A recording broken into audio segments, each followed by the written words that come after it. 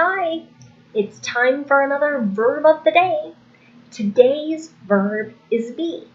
And this is actually the third video in a series of 4 all about the verb be. Let's revisit some of common meanings or uses for this particular verb. The first way that be gets used is to mean to exist. Another meaning for be is to take place or to occur. Another way this verb gets used quite often is to have a particular state, a particular quality, a particular identity, a particular nature, a particular role, etc. We've been talking this week that be is an irregular verb. If we want to make the progressive tense, all we do is add ing to the end to form be. Today, we're going to look more closely at future tenses with the verb be. And in order to express be, it's good for us to revisit the different forms in the present tense. So in the simple present, be is am if the subject is I, are if the subject is you, we, or they. Be can also be is if the subject is he, she, or it. The participle form of this verb is ben, B-E-E-N. Let's take a look at some phrasal verbs next.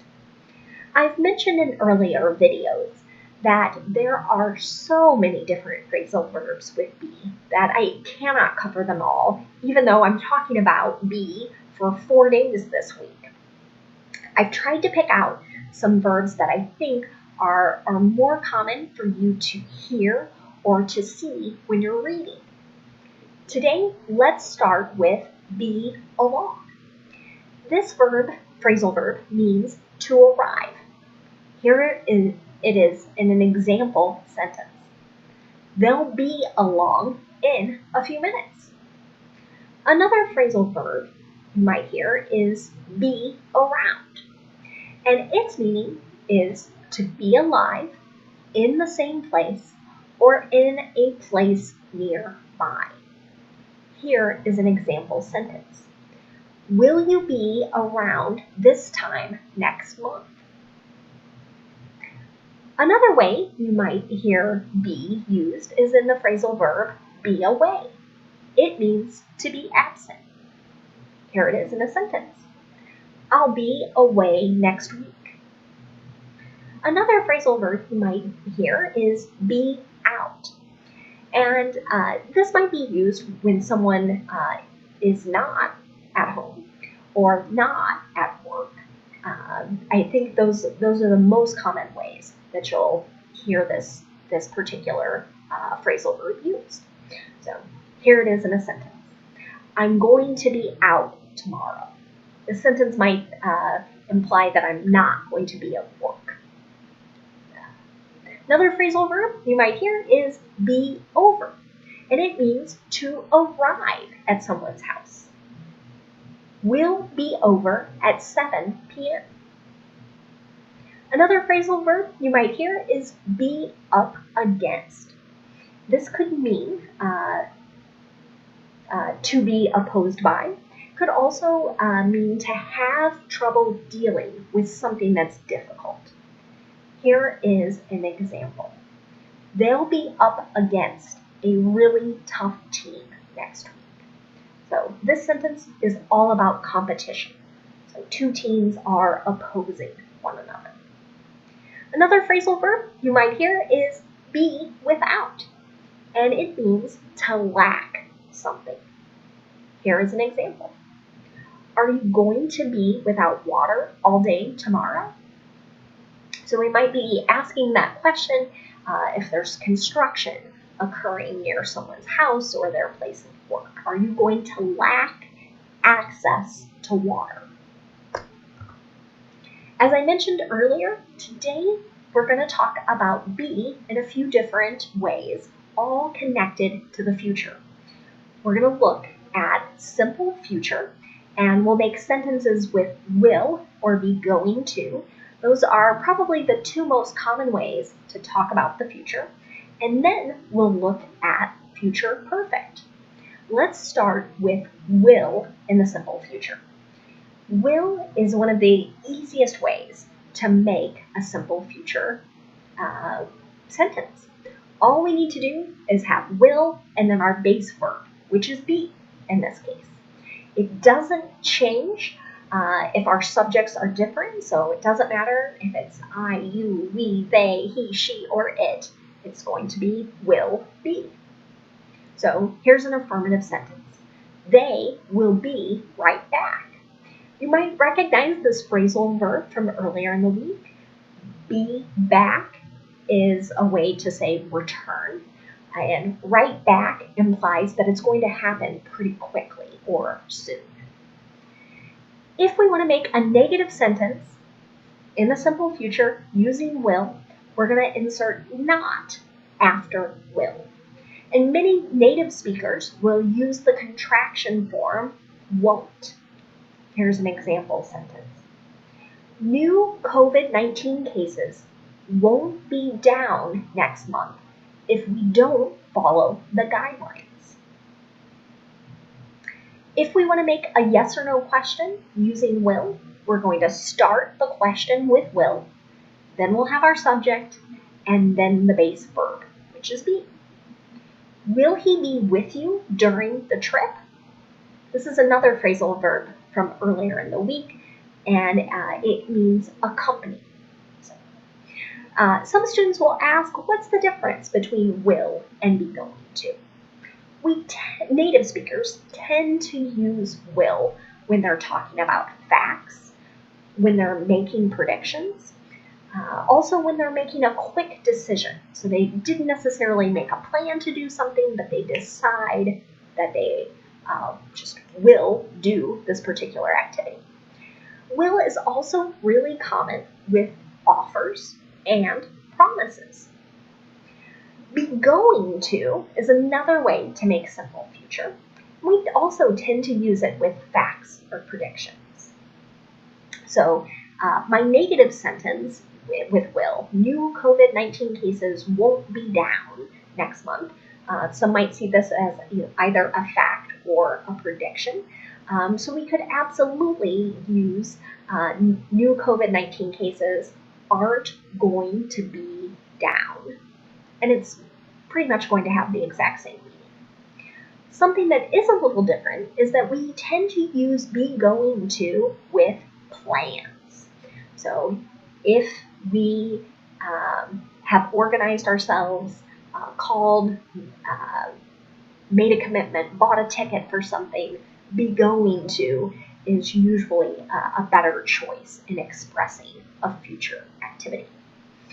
To make this form of the future, we're going to start with the present form of be. So that's am, is, or are. Then we're going to use going to, and then our base verb be. So this could seem strange to you because in a way we have two forms of be in these sentences that are in the simple future. Let's look at two examples in the affirmative. She's going to be behind if she misses another day. Or they're going to be behind if they miss another day. You can see here that the be verb has been contracted with the subjects. And that's, again, really common from native speakers. But when you're speaking, it's perfectly fine if you say she is going to be behind or they are going to be behind. People will understand you. If we want to make a sentence negative with be going to, we need to insert not after our be verb. Let's look at a couple examples of that. I'm not going to be a chef. So here be is coming to that specified role. We often see or hear be used with people's professions and their jobs.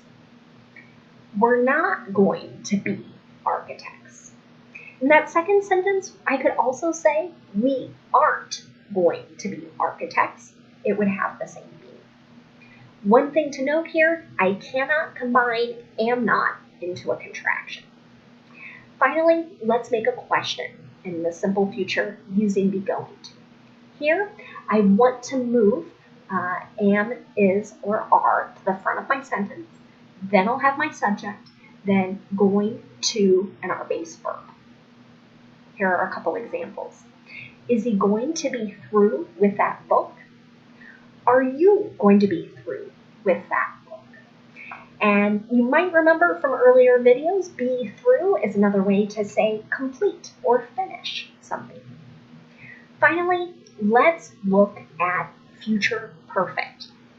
And this isn't a verb tense I've talked about yet in this series of videos, but we tend to use this verb tense when we're talking about actions that will be completed before some other point in the future.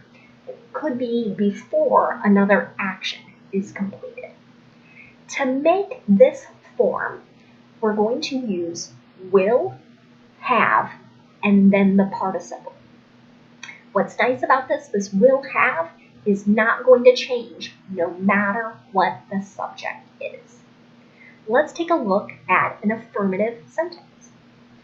By the time school resumes in August, students will have been outside the classroom for 5 months. So right now, many students have been out of class for 2.5, maybe approaching 3 months. But by August, right, so there's our future, this particular action of will have been outside will be completed at that point in time. To make negative future perfect, what we're going to do is insert not after the will. So will not have, and then our participle form. Here's an example sentence. An official won't have been there unless you made such an arrangement. Finally, if we want to make a yes or no question in the future perfect, we're going to start with will, then our subject, then have, and the participle. Here's an example. Will the changes have been for nothing? Finally, today, let's continue to look at some idioms and phrases that relate to our verb be. One phrase you might hear people talk about or use is be free. And it means to be available to do something. It could be an activity, it could be to attend something. Here it is in a sentence.